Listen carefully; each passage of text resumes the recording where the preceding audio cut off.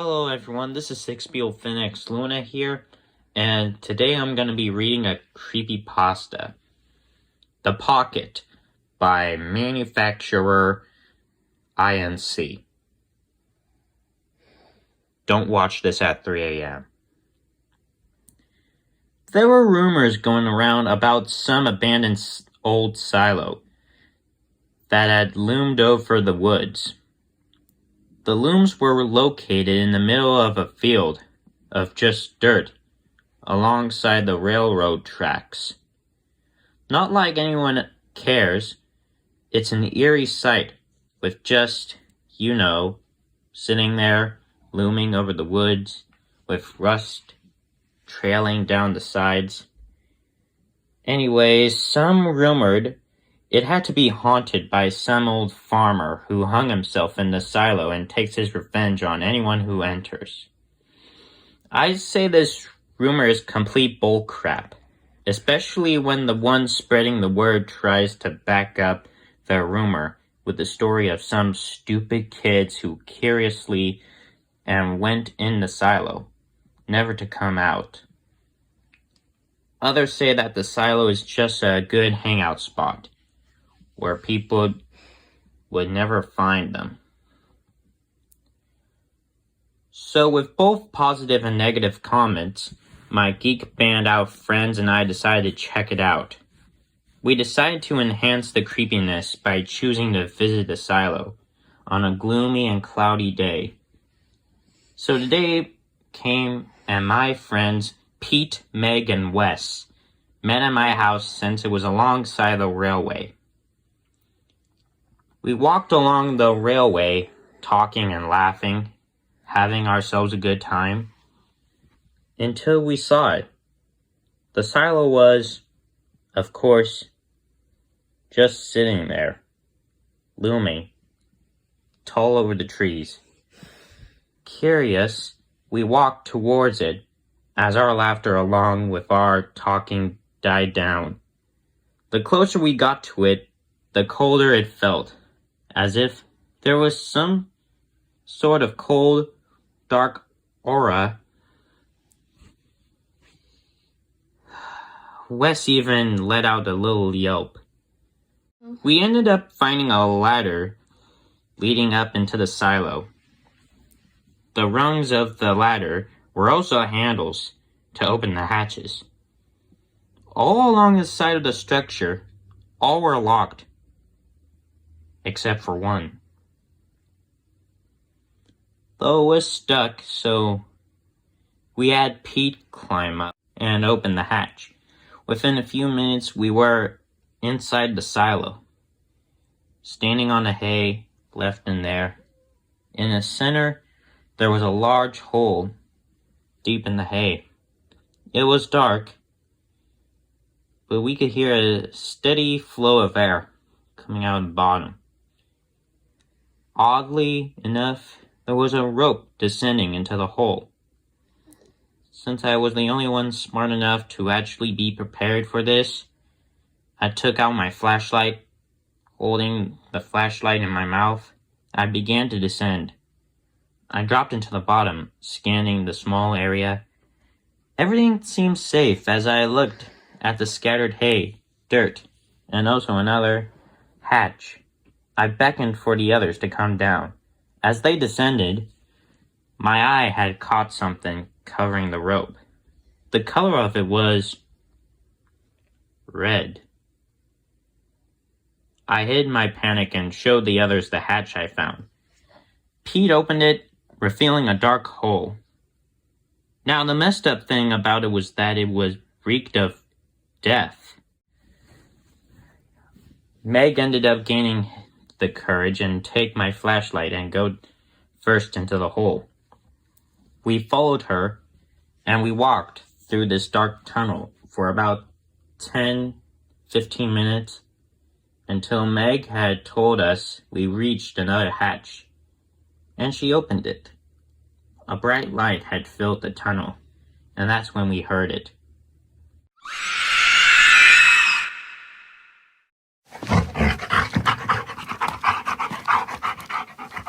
A piercing shriek followed by the sounds of something running, panting hard, in a desperate attempt to avoid the creature that had made the horrific shriek. We ran.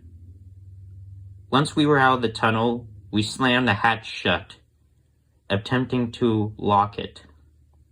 We were in a concrete block, which appeared to be an old septic tank, but with an opening at the top, and through that opening, we could see the force above. We began to climb out, and then it happened. Again, we heard that sound again.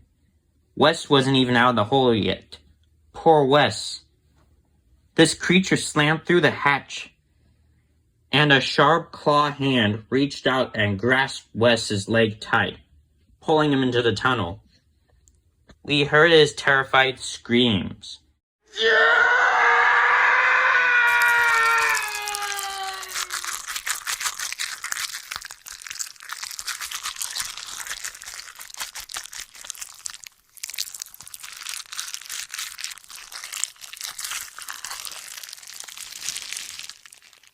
And then suddenly it stopped.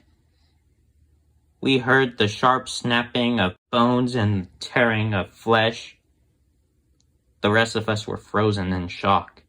The sound of Wes being killed was revolting. Meg ended up vomiting at the sound. After that, we tried to find our way out of the thicket.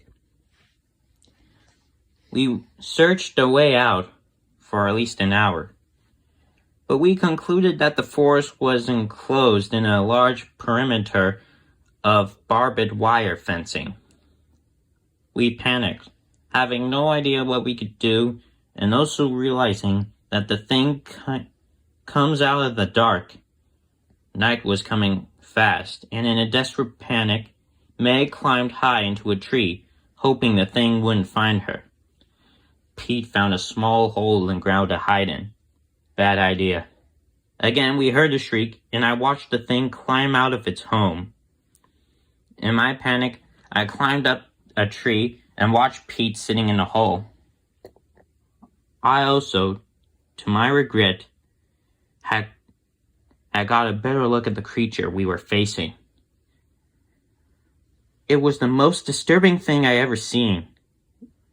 Its face was mask-like, pale white against its dark skin. The face seemed to only have 2 dark holes for eyes, and a large smile stretched across the face. After a few moments of observation, I soon noticed it had a mask made from Wes' skinned face. I was scared, as the thing was crawling towards Pete. I sat in a tree as I watched Pete run in fear, but that was no use since that thing caught up to him.